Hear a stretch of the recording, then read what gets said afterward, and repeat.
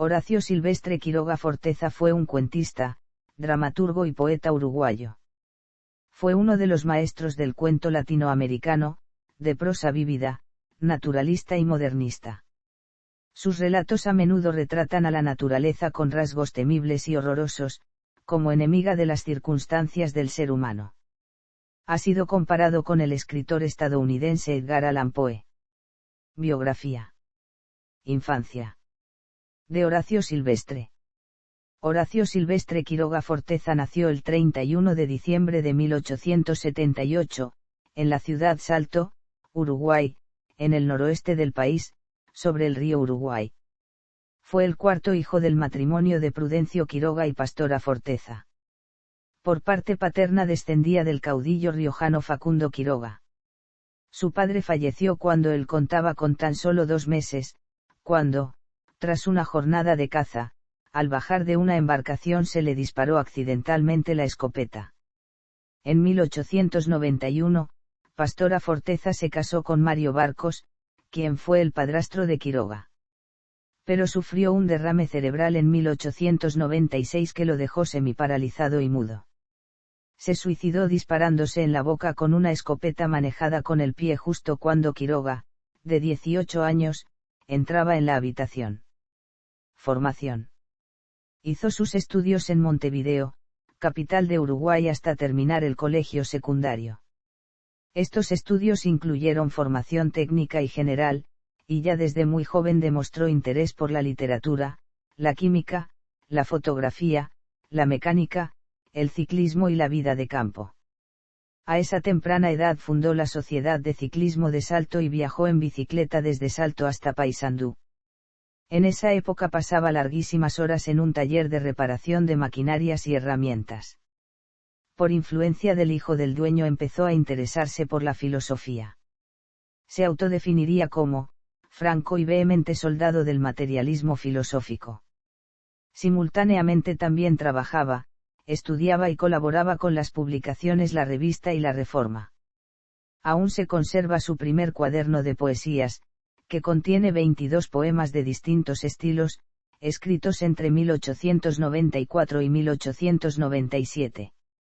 Durante el carnaval de 1898, conoció a su primer amor, María Esther Jurkowski, quien le inspiraría 2 de sus obras más importantes, Las Sacrificadas y Una estación de amor. Pero los desencuentros provocados por los padres de la joven, que reprobaban la relación, debido al origen no judío de Quiroga, los llevó a separarse.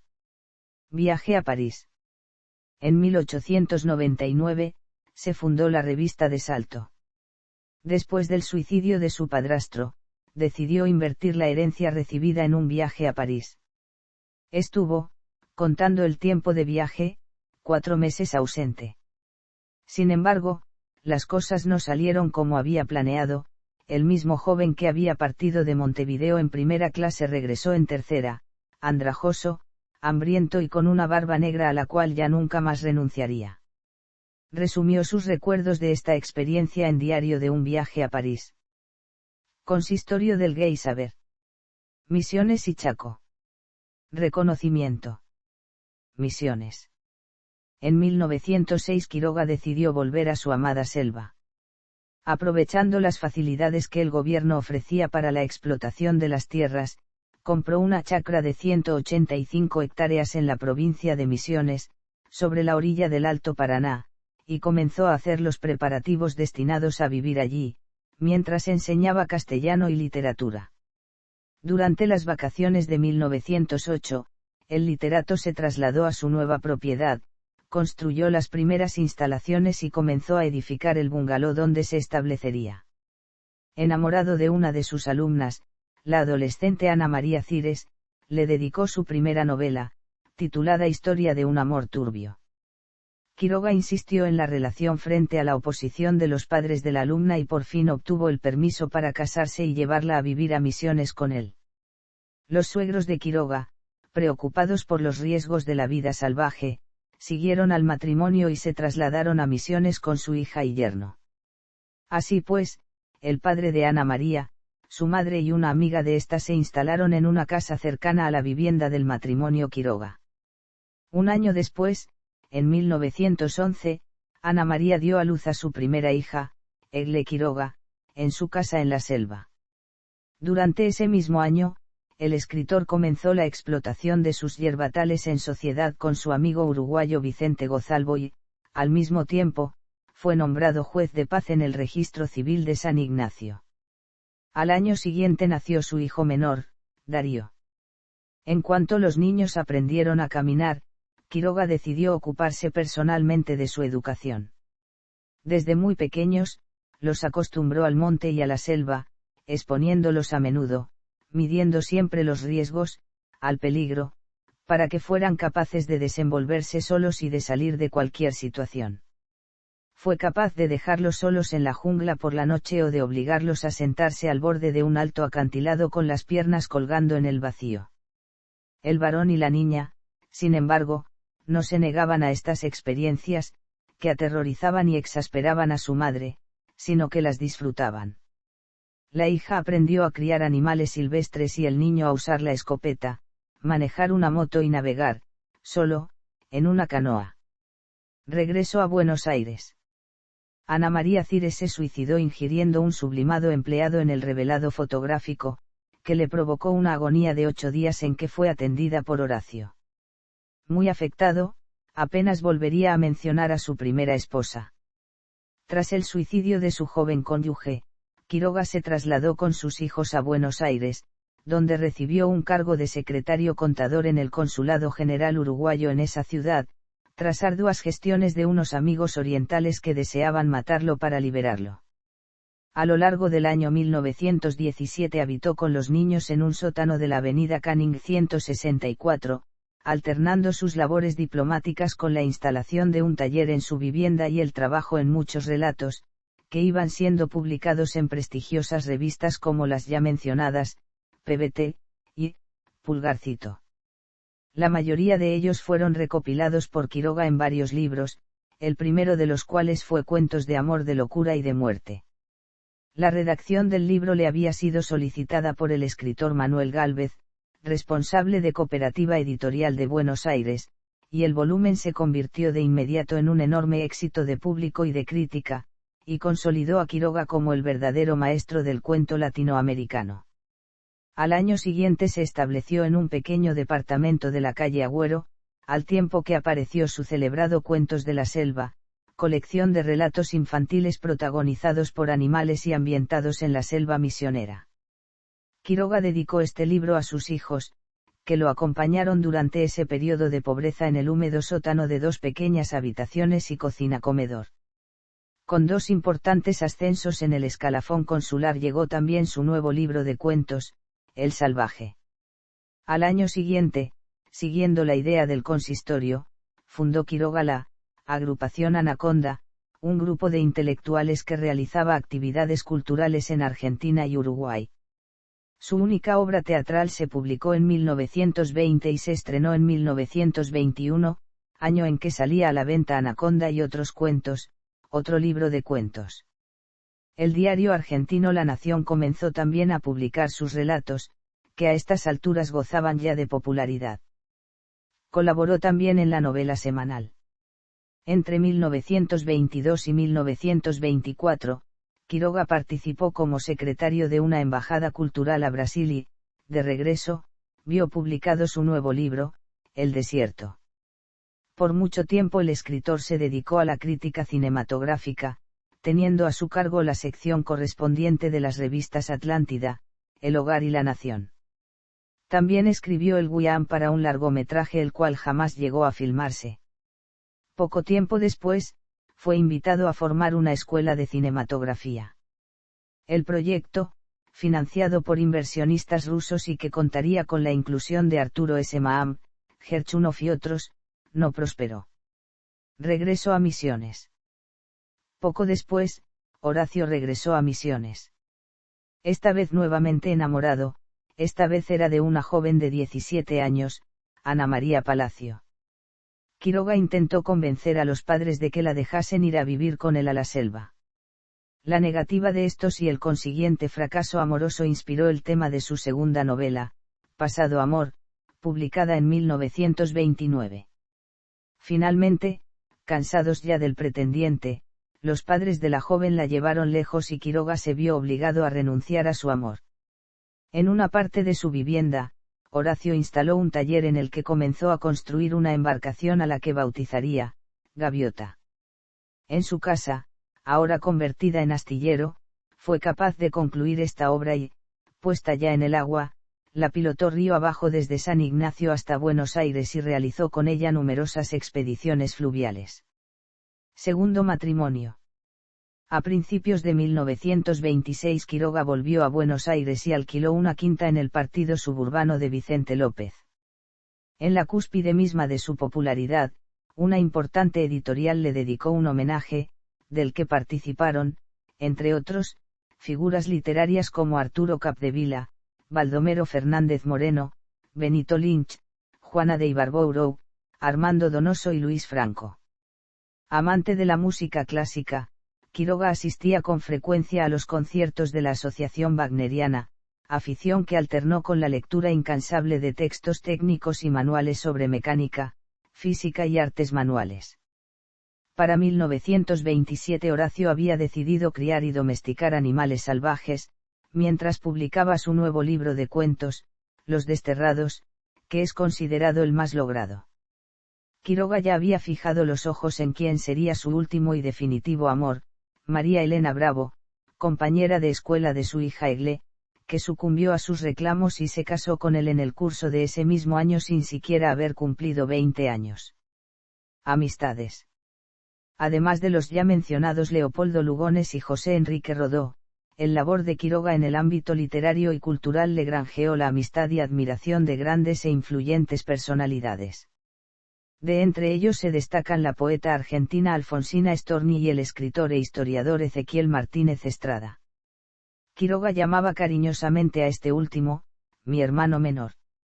Caras y caretas, mientras tanto, publicó 17 artículos biográficos escritos por Quiroga, dedicados a personajes como Robert Scott, Louis Pasteur, Robert Fulton, H. G. Wells, Thomas de Quincey y otros. En 1929 Quiroga experimentó su único fracaso de ventas, la ya citada novela Pasado Amor, que solo vendió en las librerías la exigua cantidad de 40 ejemplares. A la vez que comenzó a tener graves problemas conyugales. Último regreso a Misiones. A partir de 1932 Quiroga se radicó por última vez en Misiones, en el que sería su retiro definitivo, con su esposa y su tercera hija. Para ello, y no teniendo otros medios de vida, consiguió que se promulgase un decreto trasladando su cargo consular a una ciudad cercana. Los celos dominaban a Quiroga, quien pensó que en medio de la selva podría vivir tranquilo con su mujer y la hija de su segundo matrimonio. Pero un avatar político provocó un cambio de gobierno, que no quiso los servicios del escritor y lo expulsó del consulado. Algunos amigos de Horacio, como el escritor salteño Enrique Amarim, tramitaron la jubilación argentina para Quiroga. Comenzando a partir de este problema, el intercambio epistolar entre Quiroga y Amorim se hizo numeroso. Las cartas que se conservan demuestran que Horacio hacía partícipe a su confidente de la mayor parte de sus problemas, casi todos de índole íntima y familiar, pidiéndole consejos y ayuda. A la mujer de Quiroga, al igual que su infortunada antecesora, no le gustaba la vida en el monte y las peleas y violentas discusiones se volvieron diarias y permanentes. En esta época salió a la venta una colección de cuentos ya publicados titulada Más allá. A partir de su interés en las obras de Munte e Ibsen, Quiroga se decantó por nuevos autores y estilos, y comenzó a planear su autobiografía. Enfermedad. En 1935 Quiroga comenzó a experimentar molestos síntomas, aparentemente vinculados con una prostatitis u otra enfermedad prostática. Las gestiones de sus amigos dieron frutos al año siguiente, concediéndosele una jubilación. Al intensificarse los dolores y dificultades para orinar, su esposa logró convencerle de trasladarse a Posadas, ciudad en la cual los médicos le diagnosticaron hipertrofia de próstata. Pero los problemas familiares de Quiroga continuarían, su esposa e hija lo abandonaron definitivamente, dejándole, solo y enfermo, en la selva de Misiones. Ellas volvieron a Buenos Aires, y el ánimo del escritor decayó completamente ante esta grave pérdida. Quiroga escribió en una carta a Martínez Estrada: cuando consideré que había cumplido mi obra, es decir, que había dado de mí todo lo más fuerte, comencé a ver la muerte de otro modo. Algunos dolores, inquietudes, desengaños, acentuaron esa visión. Y hoy no temo a la muerte, amigo, porque ella significa descanso. Cuando el estado de la enfermedad prostática hizo que no pudiese aguantar más, Horacio viajó a Buenos Aires para que los médicos tratasen sus padecimientos. Internado en el prestigioso Hospital de Clínicas de Buenos Aires a principios de 1937, una cirugía exploratoria reveló que sufría de un caso avanzado de cáncer de próstata, intratable e inoperable. María Elena estuvo a su lado en los últimos momentos, así como gran parte de su numeroso grupo de amigos. Por la tarde del 18 de febrero una junta de médicos explicó al literato la gravedad de su estado. Algo más tarde Quiroga pidió permiso para salir del hospital, lo que le fue concedido, y pudo así dar un largo paseo por la ciudad. Regresó al hospital a las 11. Al ser internado Quiroga, se había enterado de que en los sótanos se encontraba encerrado un monstruo, un desventurado paciente con espantosas deformidades similares a las del tristemente célebre inglés Joseph Merrick. Compadecido, Quiroga exigió y logró que el paciente, llamado Vicente Batistessa, fuera libertado de su encierro y se le alojara en la misma habitación donde estaba internado el escritor.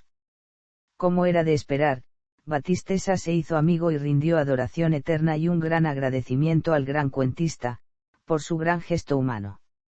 Suicidio. Desesperado por los sufrimientos presentes y por venir, y comprendiendo que su vida había acabado, Horacio Quiroga confió a Batistessa su decisión: se anticiparía al cáncer y abreviaría su dolor, a lo que el otro se comprometió a ayudarle. Esa misma madrugada y en presencia de su amigo, Horacio Quiroga bebió un vaso de cianuro que lo mató en pocos minutos. Es una muerte que nace desde dentro, que a pesar de la forma que asume, no es sino la culminación natural de esa vida. Una muerte a la medida del hombre que fue Quiroga. Su cadáver fue velado en la casa del teatro de la Sociedad Argentina de Escritores, que lo contó como fundador y vicepresidente. Tiempo después, sus restos fueron repatriados a su país natal. Uno de los deseos de Quiroga era que cuando muriera su cuerpo fuera cremado y sus cenizas esparcidas en la selva misionera. Como sus familiares y amigos añoraban su regreso a Salto, resolvieron buscar algo que fuera simbólico y por eso decidieron hacer la urna en Algarrobo, y así se lo pidieron al escultor ruso Stepan Ercia.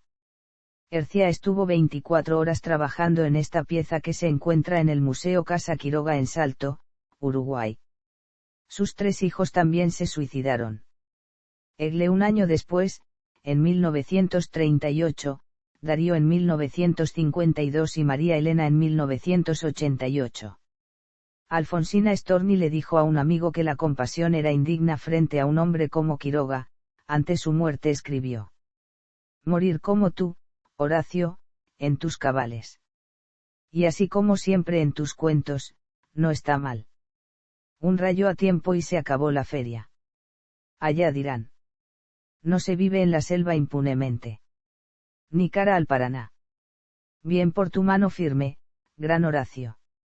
Allá dirán. No hiere cada hora queda escrito. Nos mata la final. Unos minutos menos, ¿quién te acusa? Allá dirán. Estilo. Seguidor de la escuela modernista fundada por Rubén Darío y lector de Edgar Allan Poe y Guy de Maupassant, Quiroga se sintió atraído por temas que abarcaban los aspectos más extraños de la naturaleza, a menudo teñidos de horror, enfermedad y sufrimiento para los seres humanos. Muchos de sus relatos pertenecen a esta corriente, cuya obra más emblemática es la colección Cuentos de amor, de locura y de muerte. Por otra parte, se percibe en Quiroga la influencia del británico Rudyard Kipling, que cristalizaría en su propio Cuentos de la Selva, ejercicio literario de fantasía dividido en varios relatos protagonizados por animales. Su Decálogo del perfecto cuentista, dedicado a los escritores jóvenes, establece ciertas contradicciones con su propia obra. mientras que el Decálogo pregona un estilo económico y preciso, empleando pocos adjetivos, redacción natural y llana y claridad en la expresión. En muchas de sus relatos Quiroga no sigue sus propios preceptos, utilizando un lenguaje recargado, con abundantes adjetivos y un vocabulario por momentos ostentoso. Al desarrollarse aún más su particular estilo, Quiroga evolucionó hacia el retrato realista de la salvaje naturaleza que le rodeaba en Misiones. La jungla, el río, la fauna, el clima y el terreno forman el andamiaje y el decorado en que sus personajes se mueven, padecen y a menudo mueren. Especialmente en sus relatos, Quiroga describe con arte y humanismo la tragedia que persigue a los miserables obreros rurales de la región, los peligros y padecimientos a que se ven expuestos y el modo en que se perpetúa este dolor existencial a las generaciones siguientes. Trató, además, muchos temas considerados tabú en la sociedad de principios del siglo XX, revelándose como un escritor arriesgado, desconocedor del miedo y avanzado en sus ideas y tratamientos. Estas particularidades siguen siendo evidentes al leer sus textos hoy en día. Algunos estudiosos de la obra de Quiroga opinan que, la fascinación del escritor con la muerte, los accidentes y la enfermedad se debe a la vida trágica que le tocó en suerte. Sea esto cierto o no, en verdad Horacio Quiroga ha dejado para la posteridad algunas de las piezas más trascendentales de la literatura hispanoamericana del siglo XX. Análisis de su obra. En su primer libro, Los arrecifes de coral, compuesto por 18 poemas, 30 páginas de prosa poética y 4 relatos, Quiroga pone en evidencia su inmadurez y confusión adolescente. Punto aparte para los relatos, en los cuales estalla en germen el estilo modernista y naturalista que identificaría al resto de su obra. Sus dos novelas Historia de un amor turbio y Pasado amor tratan sobre el mismo tema, que obsesionaba al autor en su vida personal, los amores entre hombres maduros y jovencitas adolescentes.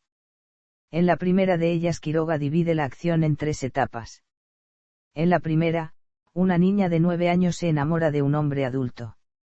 En la segunda parte, el hombre, que no se había percatado del amor de la niña, pasados 8 años comienza a cortejarla. En la tercera parte el hombre narra la última etapa de su amor, han pasado 10 años desde que la joven lo ha abandonado. La acción se inicia aquí, es el tiempo presente de la novela. En Pasado amor la historia se repite, un hombre maduro regresa a un lugar luego de años de ausencia y se enamora de una jovencita a la que había amado siendo niña.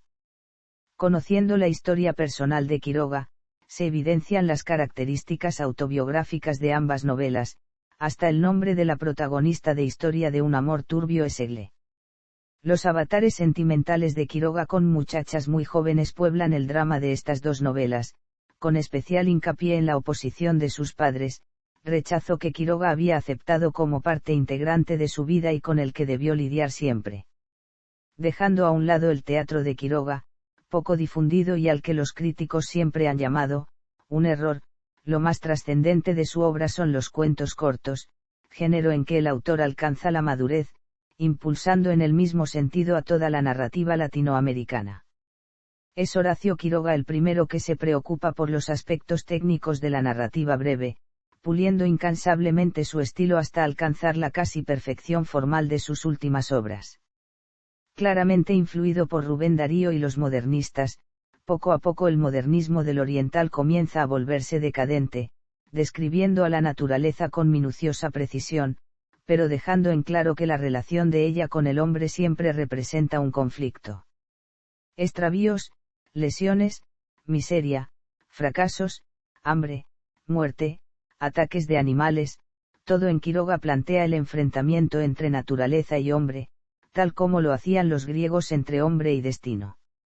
La naturaleza hostil, por supuesto, casi siempre vence en la narrativa quiroguiana. La morbosa obsesión de Quiroga por el tormento y la muerte es aceptada mucho más fácilmente por los personajes que por el lector. La técnica narrativa del autor presenta protagonistas acostumbrados al riesgo y al peligro, que juegan según reglas claras y específicas. Saben que no deben cometer errores porque la selva no perdona, y, al caer, lo hacen con algo de espíritu deportivo, y suelen morir, dejando al lector ansioso y angustiado. La naturaleza es ciega pero justa, los ataques sobre el campesino o el pescador son simplemente lances de un juego espantoso en el que el hombre intenta arrancar a la naturaleza unos bienes o recursos que ella se niega en redondo a soltar, una lucha desigual que suele terminar con la derrota humana, la demencia, las muertes o, simplemente, con la desilusión. Hipersensible y exaitable, dado a amores imposibles, frustrado en sus empresas comerciales pero aún así emocional y sumamente creativo, Quiroga abrevó en su propia vida trágica y en la naturaleza a la que estudió y padeció, con su férrea voluntad de trabajador y su sutil mirada de minucioso observador para construir una obra narrativa a la que la mayor parte de los críticos consideraron, poéticamente autobiográfica.